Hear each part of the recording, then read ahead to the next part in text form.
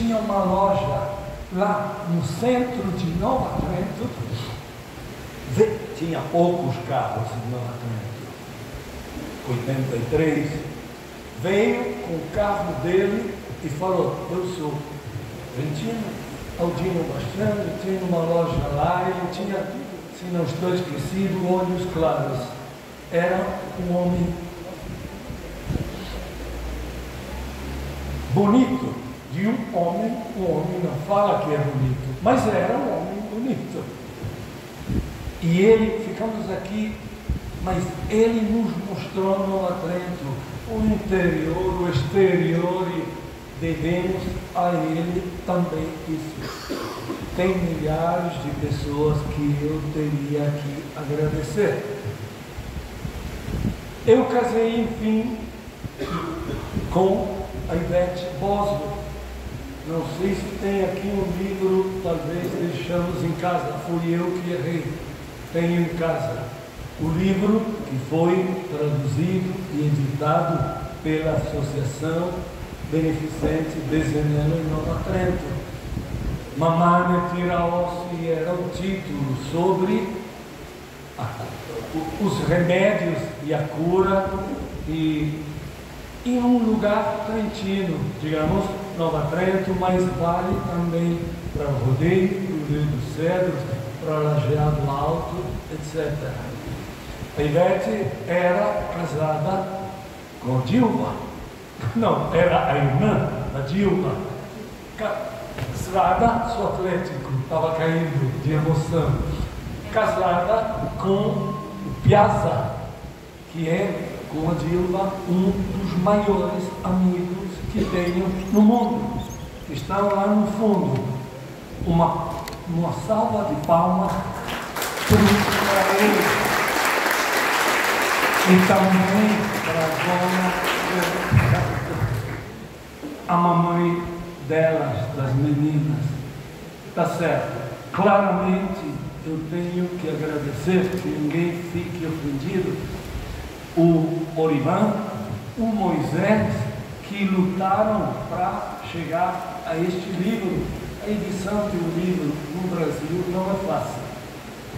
Custa trabalho muito que foi feito. Eu sou Unifeb, para Unifeb da reitora, que não é a reitora da Unifeb, é a minha reitora, a senhora que falou antes e que vai falar mais. E outro enorme amigo que eu tenho aqui, enfim, é o Juliano Massola, que quase que crescemos juntos. Ele veio em Trento com a organização, digamos, do Instituto Agrário de São Michele, e depois cresceu comigo lá, o filhote adotado, que também foi um promotor, não agora da edição, também um pouco mais. Ele sempre fala do meu livro e vai viajando em Santa Catarina com o meu livro. Eu teria que agradecer dezenas de pessoas. Estou comovido, estou também, não muito cansado, no sentido que a emoção mata um pouquinho. Quem tem uma idade avançada, que nem eu. Tenho que agradecer o Barnão lá no fundo, que nem olha por aqui, que esperou 1 hora para ter uma assinatura do livro. Não tenho que agradecer porque não lembro mais quem, mas agradeço todos vocês. Muita gente de Nova Trento. Eu disse, Adobe, vai, o irmão da Ivete lá no fundo, vários de vocês eu conheço. Obrigado. Nova Trento, obrigado.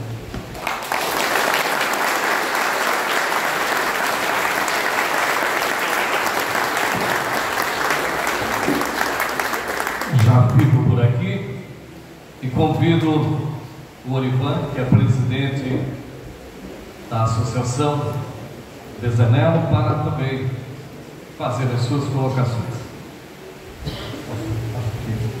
Melhor subir. Quero inicialmente cumprimentar o prefeito, Maximiliano de Oliveira, cumprimentar a nossa reitora, Rosemarie Letts, cumprimentar o nosso escritor, sociólogo, historiador, Renzo Maria Grosselli, cumprimentar todos os integrantes da Banda São Virgílio, enfim, a todos os que foram nominados, autoridades nominadas, a todos os presentes. Ontem nós estivemos no evento de lançamento, inicialmente, na Unifem. E eu percebi que, conversando antes de iniciar, as pessoas não sabem o que é a Associação Beneficente Bezenel. Para nós termos uma ideia, ela foi fundada dia 20 de outubro do ano 2000. Esse ano faz 25 anos de fundação. Inicialmente com o nome Associação dos Moradores do Bairro Bezenel. Naquele período a gente trabalhou na igreja de Santa Ágata. E lá nós realizamos 2 festas do Pedreiro, que em 1981, pela presidência da dona Cremilda Tidapari, tinha sido a primeira festa do Pedreiro. Nós fizemos a segunda, só a diretoria, e depois a terceira em parceria com a diretoria do Círculo Trentino, lá no bairro Bezenel. Depois ela ficou um pouco parada. Em 2009, eu assumi o mandato de prefeito municipal. E em 2010, dia 1º de agosto de 2010, a administração, para não deixar o hospital fechar, assumiu a administração do Hospital Imaculada Conceição, trouxe para a questão pública.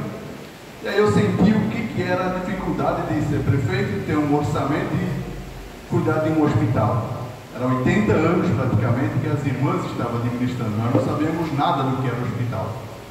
Foi um grande desgaste, foi difícil aquele período, mas nós fomos para frente. Ainda está ali o hospital. E lá para cá, eu saí em 2012 da prefeitura e percebi que nós precisávamos fazer alguma coisa pelo hospital, dar uma contribuição. Voltei a assumir a presença da Associação dos Moradores do Bairro Bezenel. Fomos na Receita Federal, recebemos os artigos da Receita, fizemos bazar, vendíamos e colocávamos o dinheiro no hospital. De 2013 até 2025, nós passamos de R$1,5 milhão que já foram colocados no hospital. O mérito do hospital é todo da prefeitura, não é a nossa associação que mantém. Só que todo o pouco que se faz sempre ajuda. E fizemos alguns projetos importantes. Me lembro que o helicóptero vinha para salvar alguém com rapidez, descia no campo do Maitá, tinha que ir atrás de quem tinha a chave para abrir o portão, para a ambulância entrar, era um problema. Resolvemos, o Max era o secretário municipal de saúde, e o Jean Voltolino era o prefeito, resolvemos fazer o heliponto atrás do hospital. A associação despendeu o recurso e fizemos o heliponto. Só que a associação também ela tem um viés mais cultural. Moisés, que foi o primeiro presidente do Círculo Trentino, que sempre foi tesoureiro também da associação, sempre falava no livro do Renzo. Às vezes eu ia lá na prefeitura, na Casa de Cidadania, conversava com o Juliano Mazola, sempre falava do livro do Renzo. Aí sempre cutucando. Então nós decidimos então conversar com o Renzo para nós iniciar esse projeto. Só que antes disso, nós temos um trabalho de digitalização de documentos históricos. Da Câmara de Vereadores, nós digitalizamos todos os livros e praticamente todas as leis entregamos gratuitamente.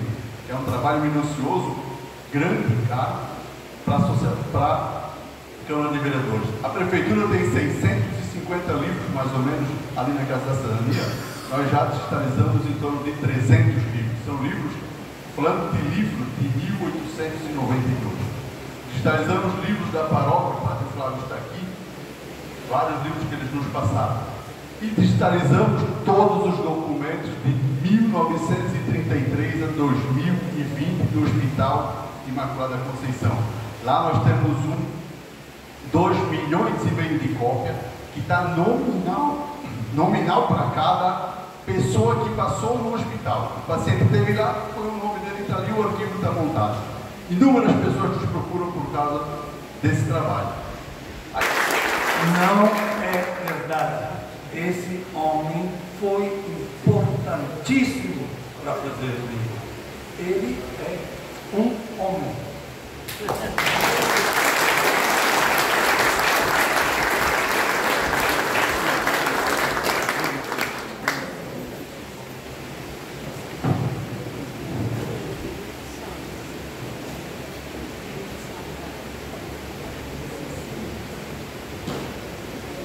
mais uma vez eu vou nominar os parceiros, apoiadores deste belíssimo projeto. A editora Unifeb, a Associação Beneficente Bezerelo, a ZM, a Atlântica, que é produtora de toalhas, tecelagem, Santa Catarina Chocolateria, Cicobi Trentocred e a Prefeitura Municipal de Nova Trento. A partir de agora, o Oripan, a reitora e o Renzo farão uma entrega simbólica de alguns exemplares e depois nós temos uma outra parte importante desse evento.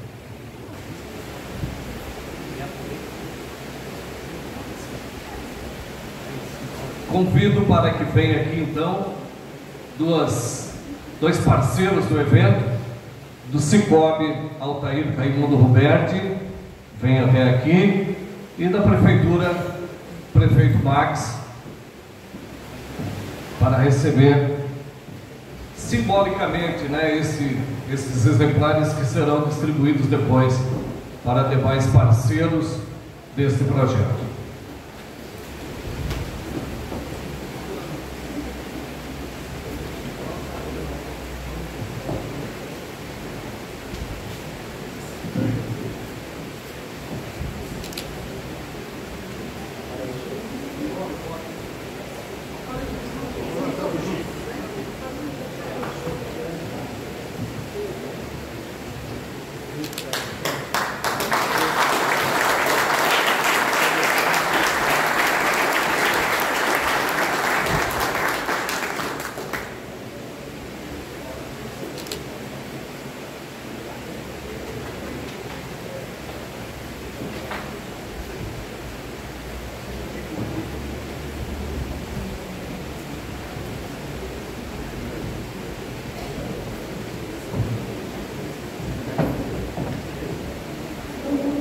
O próximo momento é um bate-papo, uma troca de experiências, recheado com novidades, com surpresas.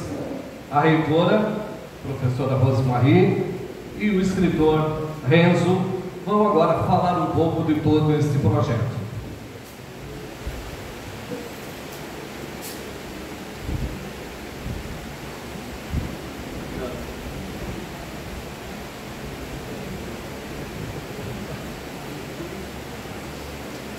Não, vamos tomar agora. Vinho. Sim, eu até.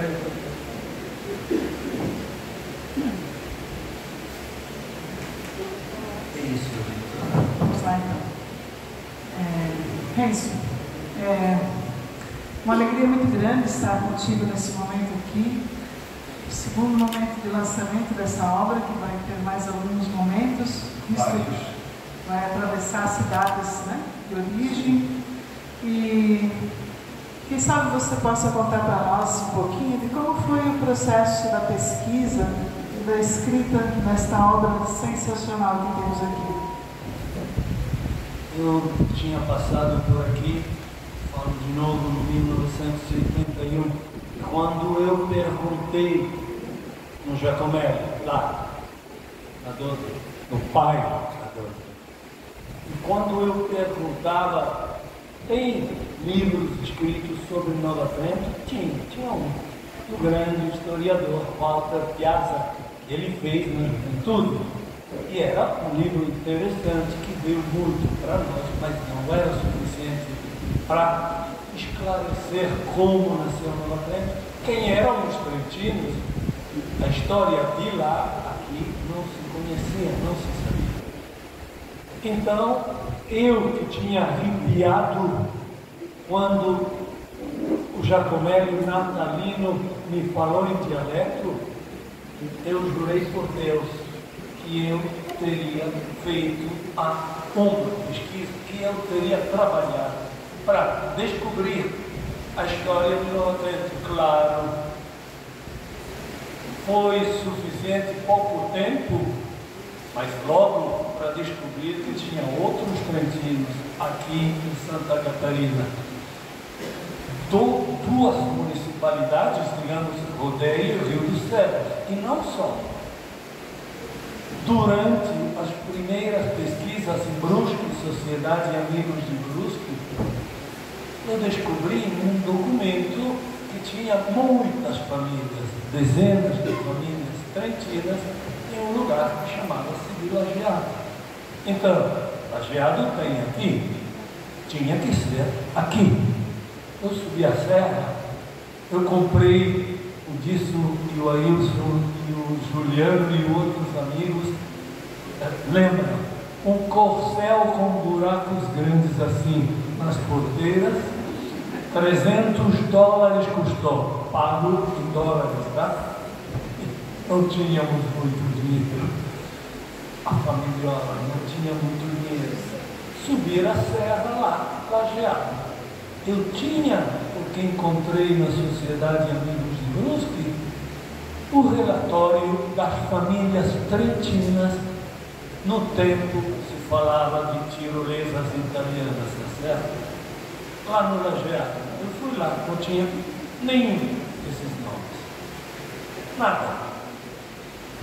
Eu pensei, houve linhas coloniais que ficaram ocupadas e depois totalmente despovoadas. Valsugana era cheia de trentinos da Valsugana, mas lá moravam só poloneses, amigos de poloneses, polacos para vocês, mas eles não gostam, não é assim? Eles adoram ser chamados poloneses, e são poloneses. Eu nem podia falar com os poloneses, falavam o português, imagina o polaco. Agora eu conheço o polaco, o russo e mais outros idiomas falsos, totalmente falsos. Então, talvez eu pensei, Valsugana nasceu com 30, 20, 40 lotes de terra distribuídos pelo Estado brasileiro, e anos depois perdeu os cidadãos, porque estavam mal, porque não era raro do Espírito Santo. Eu lembro que quase que todos de uma inteira colônia imperial, Rio Novo do Sul, no sul capixaba, eles tomaram a mala, a maioria deles eram da Valsugana, também lá, Alta, Lérico e Nauborgo e outros lugares. Tomaram a mala e forçaram o governo a mandar eles no Rio Grande do Sul, porque originariamente eles tinham que chegar lá, mas as colônias estavam cheias, havia problemas, pararam lá, no calor do sul do Espírito Santo. Tudo bem. Mais breve. Nos últimos dias da minha permanência aqui, sempre a minha base foi Nova Trento, com a Teia e as irmãs que cuidavam da Serena, lembra a Teia? Ótimo.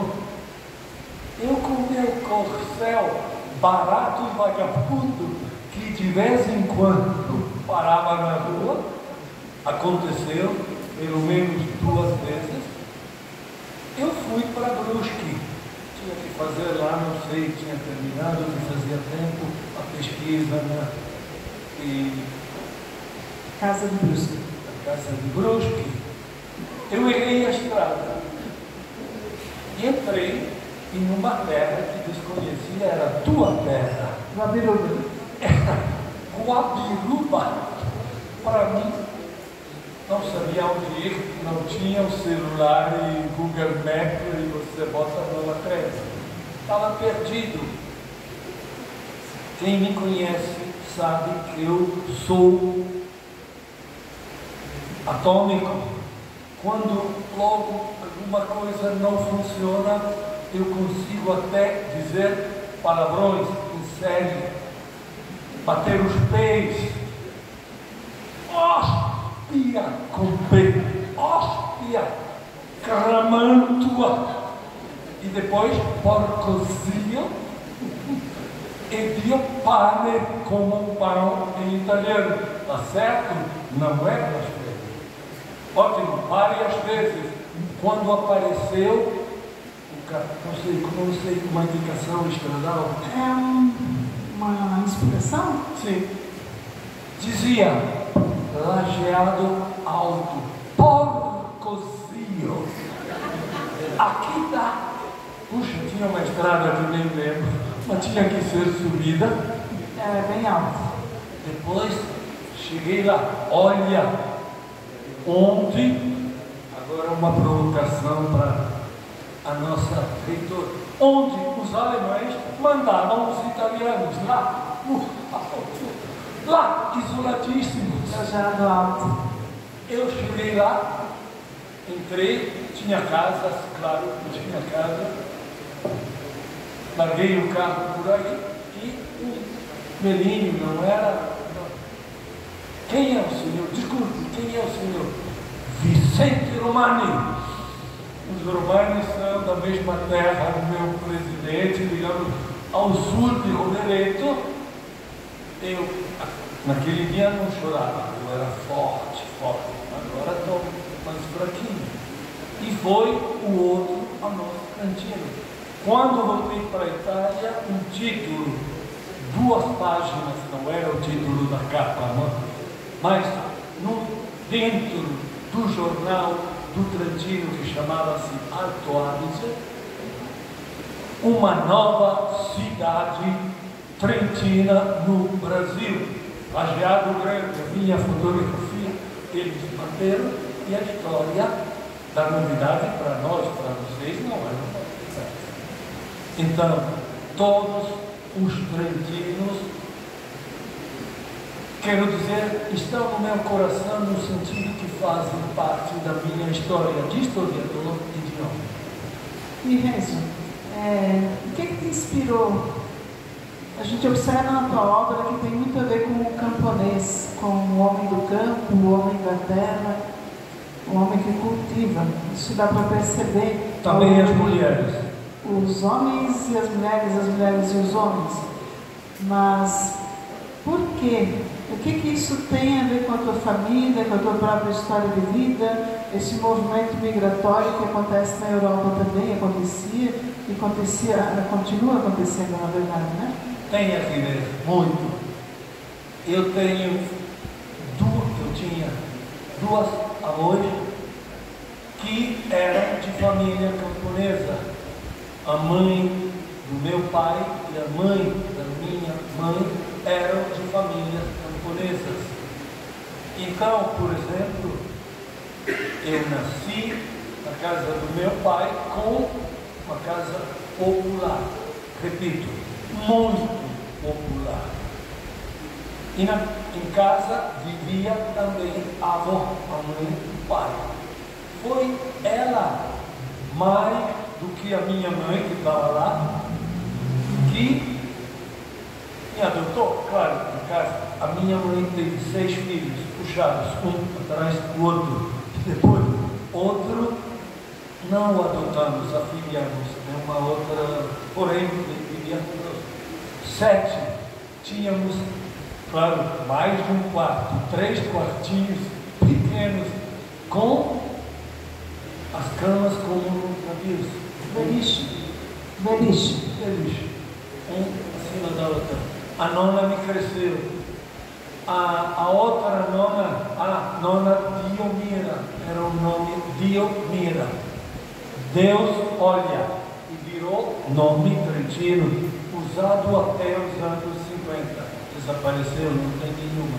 A outra nona, Bebina, Jusdepina, que era uma mulher forte, muito forte, e era camponesa de um outro lugar. Uma no Vale de Non e a outra no Vale dos Lagos dos Trentinos. Então, eu cresci na cidade, porém com uma educação de base que era camponesa. O meu pai não era camponês.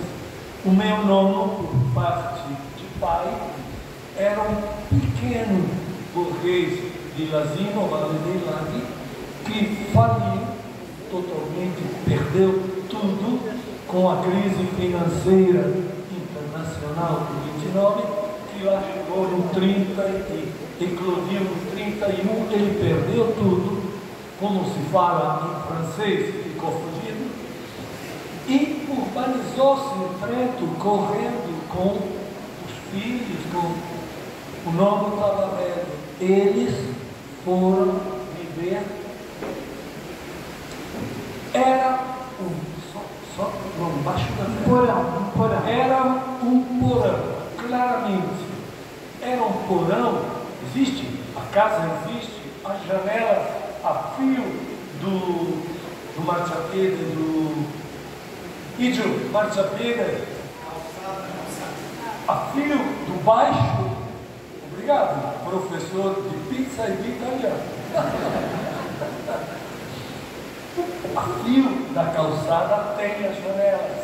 E eles moraram um tempo dentro de um porão. Então, eu nasci numa cidade, eu sou cidadão de uma pequena cidade que no 52, quando eu nasci, todas as mulheres, anotem, eu sou 1952, estou velho, inútil insistir, estou velho. Então, mas na realidade com uma cultura camponesa. Quando eu cheguei aqui em Nova Trento, no 81, eu li no começo o Natalino, depois a Teresa, depois outro. No 81, muita gente falava o trentino como primeiro idioma. No interior, havia meninos que aprendiam como primeiro idioma o dialeto trentino. Agora, eu acho que não tem meninos que aprendem, pode ser milagre da cultura. Porém, eu sentia na pele que tinha que fazer. A história de vocês, mas era a minha história. Do pessoal que se foi, do pessoal que no 1870, 80, 90, não podíamos dizer que faziam literalmente a fome, mas que estavam subnutridos, uma palavra portuguesa, subnutridos. O que é que a maioria da classe camponesa tem documentos? Eu documentei aqui em outros livros sobre documentação do século antepassado, de arquivo, documentos não falam. O que é que comiam? A maioria deles comiam polenta, e se sobrava polenta na parte da manhã, na brasa, no ferro, lá na chapa. Brustolada. Brusto.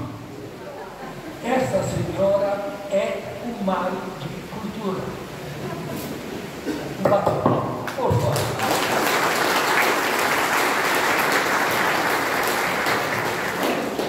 Com chucrute, kraut, ela sabe dos kraut.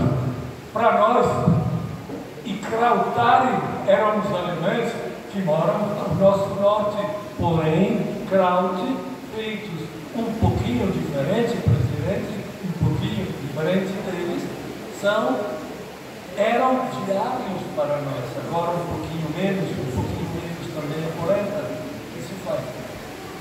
Faltava não só vitamina, faltava proteína, não era fome, era subnutrição.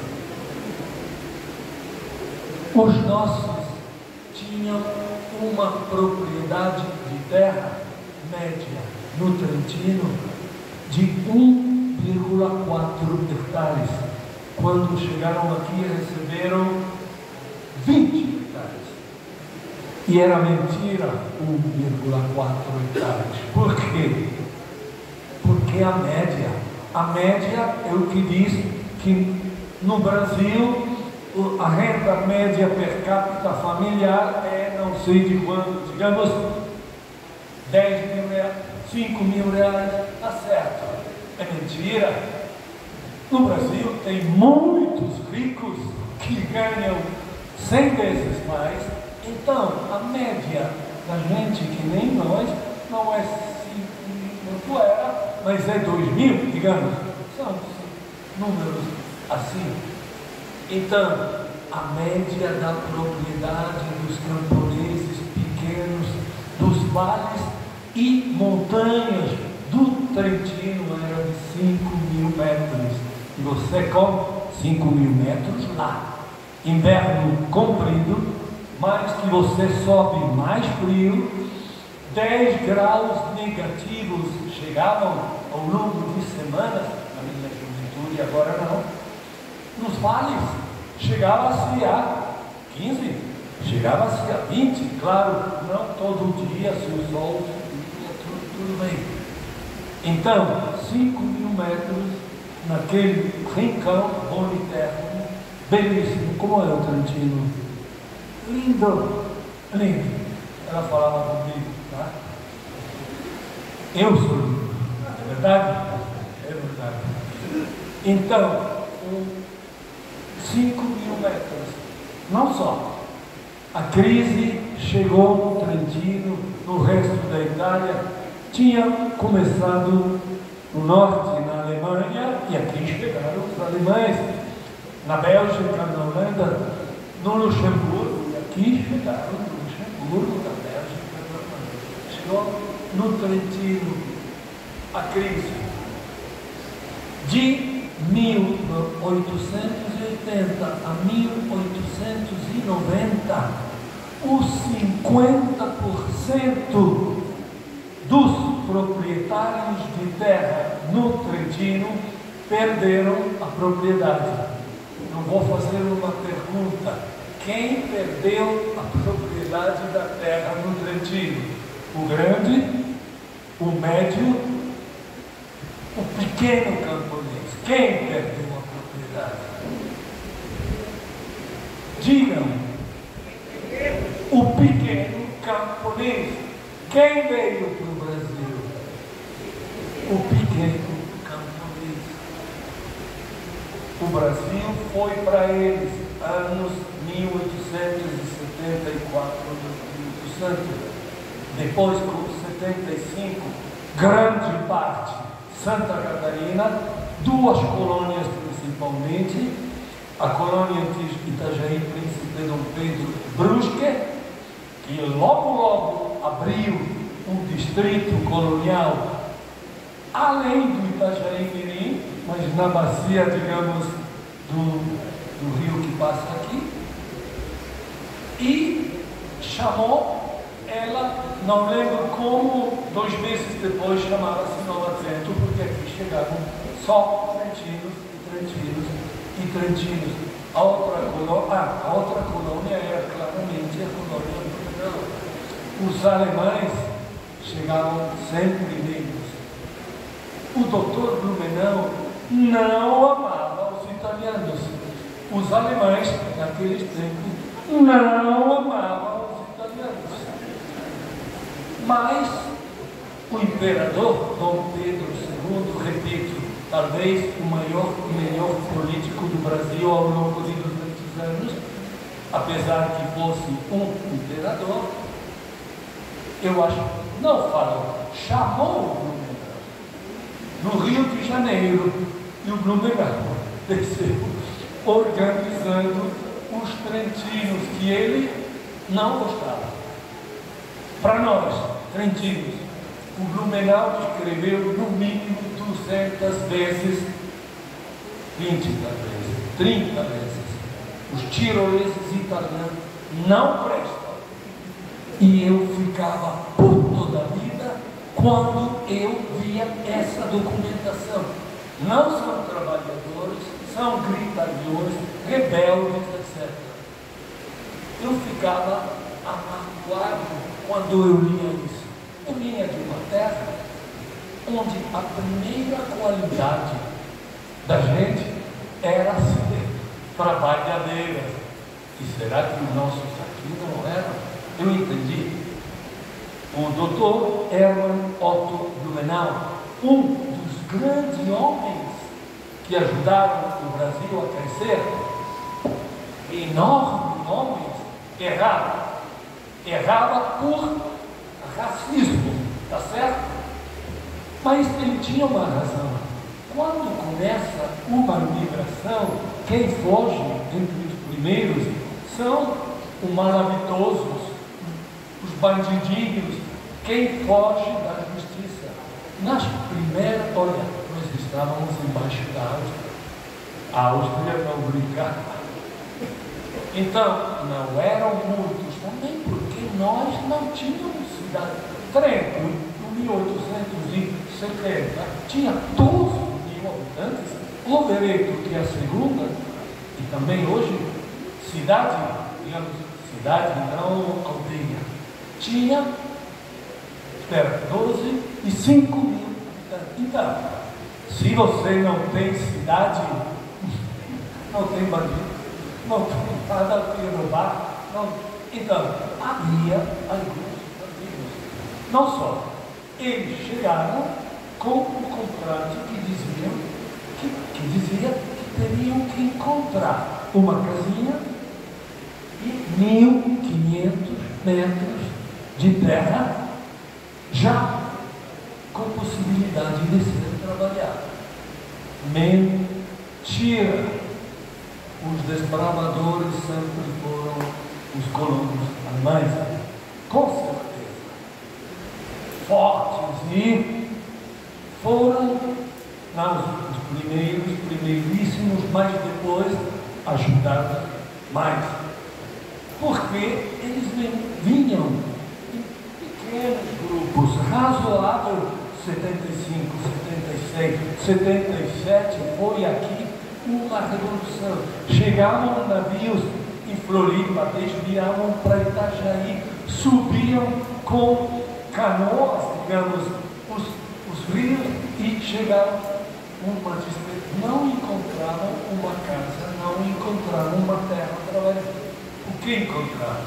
A floresta, Mata Atlântica virgem. Era o sufoco, o desespero. Nem havia tempos, nem sempre. Depois o Blumenau se organizou rapidamente. Sabe por que se organizou rapidamente? Porque ele era um alemão. E os alemães sabem como se organiza, sabem o que quer dizer ordem e progresso também. Os italianos daqueles anos tinham que aprender um pouquinho. Mas na colônia Itajaí, Príncipe Dom Pedro, não se organizaram por longo tempo. E sabe por quê? Porque o Blumenau depois pisou e bateu no chão. Não, imperador, aqui estamos cheios, se virem. Eles vieram em Brusque, também tinha que ir em Blumenau. Isso aí eu conto como se fosse um romance. Eu às vezes exagero para, digamos, fazer uma narração, mas é documentação, está aqui. Então, nos primeiros 2 aninhos foi duro aqui, desesperante aqui, duro no Blumenau.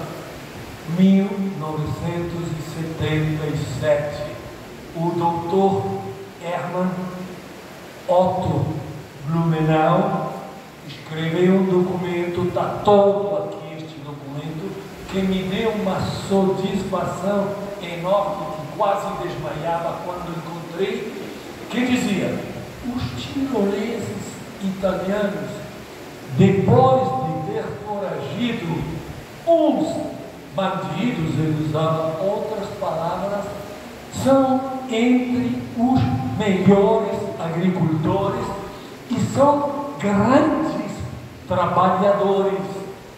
Era a minha gente, eram os seus pais, éramos nós, era Nova Trento, e não eram só os trentinos ou tiroleses italianos. Tinha, por exemplo, os Vênetos, Cadorim e de onde? Eu acho trevisanos de Massola, porque dizer, os católicos. Mas, e tinha outros membros, a minoria, digamos, de Nova Trento, advém dos lombardos.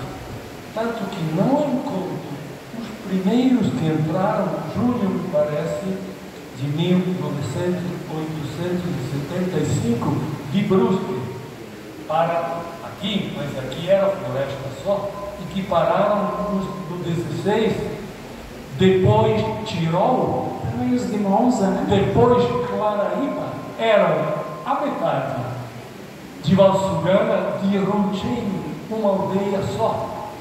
Tassasso, o Barban, Felicetti e e outros, eu sabia, Bascanaia, Zotter, outros, eu tenho os nomes, porque quando eu descobri no livro do Piazza, eles foram o primeiro e depois encontrei que era verdade, eu tinha a lista deles. Os 13 primeiros eram de Rocheio, mais uma pesquisa. Então, estávamos falando. Viajamos bastante aqui. Eu perguntei a ele qual a relação de família dele que acabou inspirando. Mas a família minha é a gente de Nova Trento. Isso.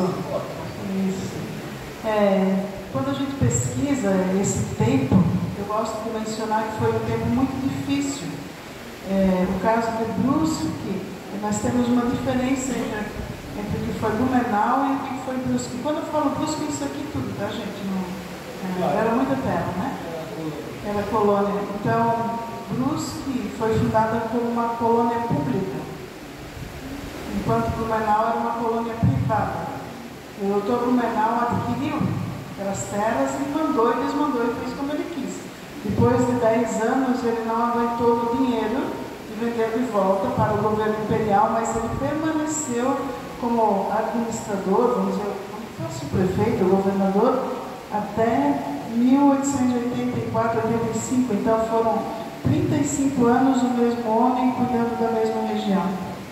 Enquanto isso, aqui em Brusque, nós tivemos uma verdadeira Babilônia, de troca de o equivalente a prefeito hoje.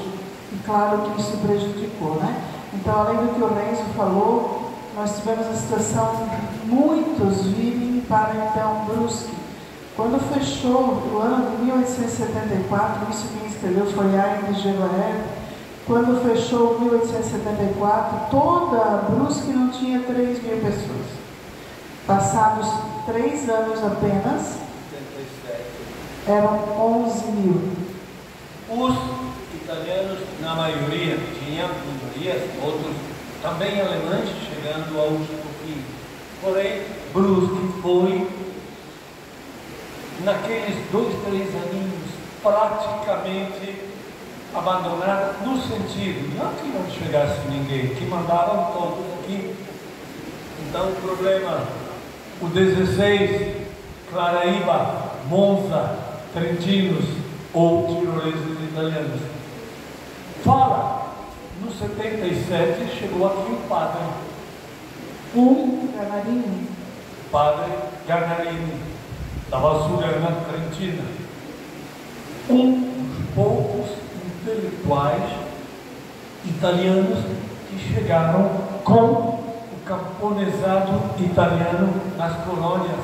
Depois também lá nas curas havia rebeldes liberais, meio socialistas, garibaldinos, comunistas não tinham. Lá em Ascura chegaram, depois deu briga com o rodeio, mas isso aí é outra coisa. Chegou o Garnarini escreveu. Depois dos 77 ele ficou uns aninhos aqui. Pouco tempo. E depois o bispo pegou ele para colaborar lá em Floripa. E aqui ficaram sem padres. Mas o Garnarini escreveu, quando chegaram os primeiros tiroleses e os de Monza, Lombardia, lombardos, não existia a língua italiana, mas na Itália se falavam 20 dialetos.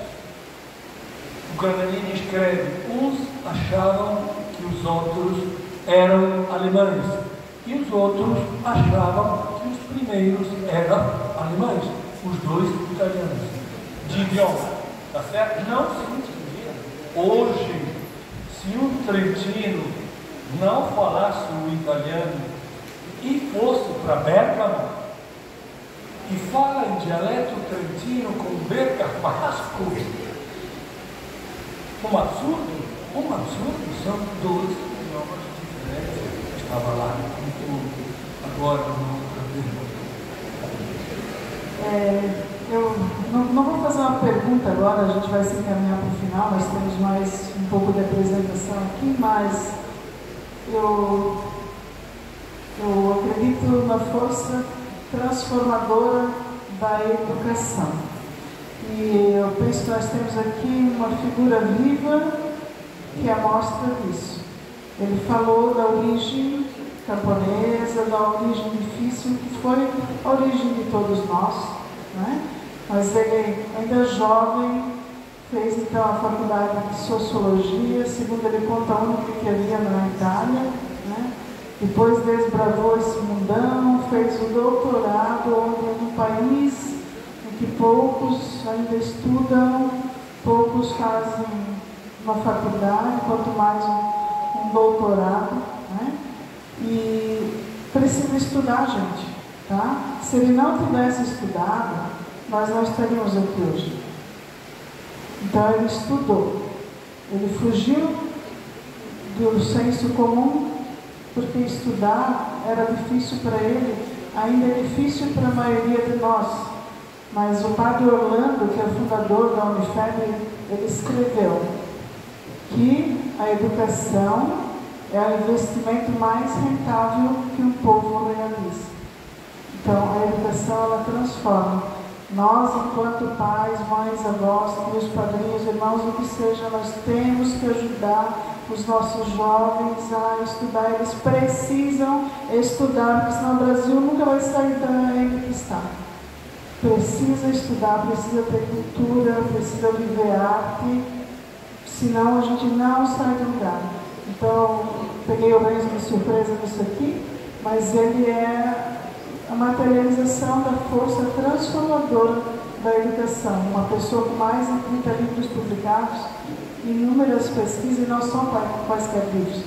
A gente pode publicar o que quiser, pode escrever o que quiser, mas não, ele escreve sobre história e sociologia e filosofia um pouco junto, e isso só pode fazer quem estudou, senão você não consegue fazer, tá?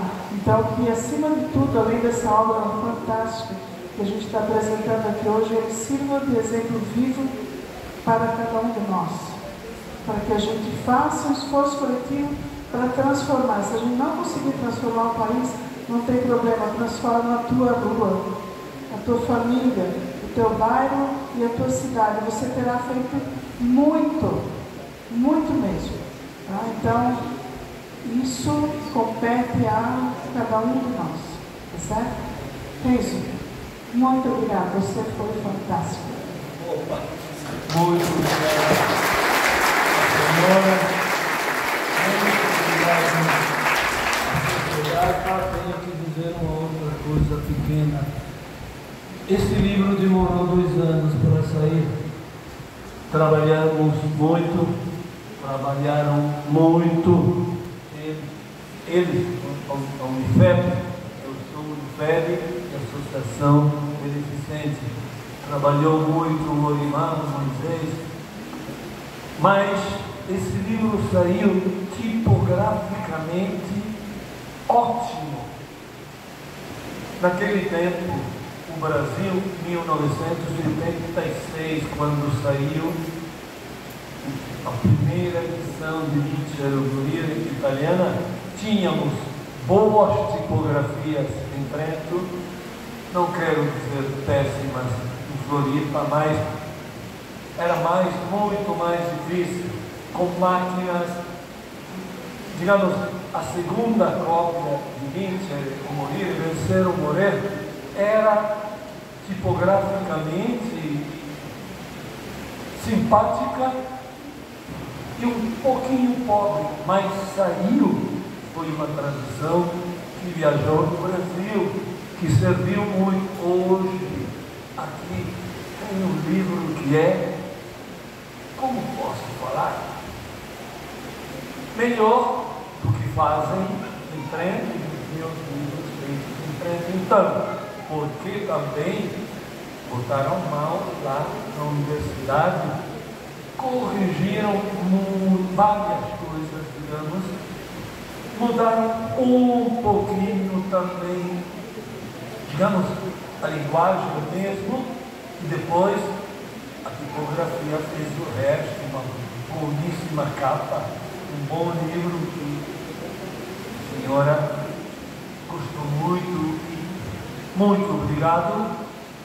Não é preciso comprar um livro, sabe? Não é preciso.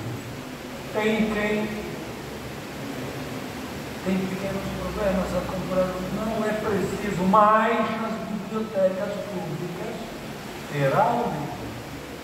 Na de Nova Trento, na de Brusque, de Graduabiruba, entrar nas bibliotecas e dizer: tem Menceiro Moreira? Tem, pode ler qualquer coisa. Hoje é dia de festa, é a minha festa, é a festa da Unifeb, é a festa da associação, é a festa de todos vocês. Muito obrigado. Vencer ou morrer.